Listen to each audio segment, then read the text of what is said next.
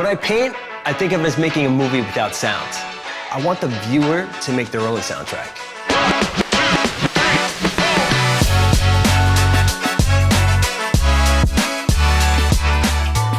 I grew up in New Jersey, and it's an amazing, diverse culture.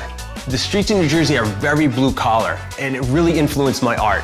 I remember watching the first murals go up in the city and just being so inspired as a kid. And just between the fine art of New York City and the street art of downtown Jersey City, it was amazing to get to see how these two worlds were so different, but yet they were still art. I was always into drawing. I was always into customizing. Every time I would get a notebook or a book cover, I would draw all over it. I just couldn't stop. My teachers would get mad at me for drawing on my notebooks. And during class, instead of taking notes, I was doing sketches because I had to learn how to draw hands, and that was more important to me than learning how to do long division. My dad was an artist, and I remember watching him come home from a job that he did not like, and to unwind and really kind of get into the zone, he would paint all night long. And I remember just sitting there watching him paint and wonder why he didn't do that for a living. So I think that really inspired me to want to be an artist and say, can I make this a profession? Can I make a living and provide for my family? When I started out, there was not a lot of ways to be an artist and provide for yourself. So I had this opportunity to become a tattoo artist. I used to draw tattoos for all my friends, and after a while, the people running the tattoo shops were like, bring this guy in, we want to meet him. They convinced me to pursue becoming a tattoo apprentice. So I locked down, started becoming a tattooer, and I grew in it because it was a career where I can really pursue the art that I wanted and provide for myself.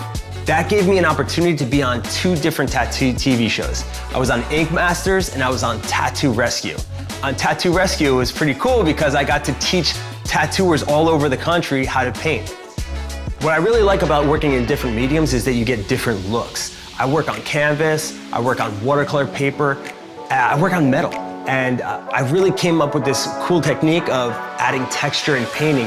I was painting one day and I would paint with one hand, I would switch out my brush and blend with the other hand. Sooner or later, I was like, man, my left hand isn't doing anything. So I started painting and blending at the same time. And as I started to do this, I realized that I was able to manipulate the paint in a different way than I was when I was using only one hand. Everything I paint is about transformation. It's about who you can become.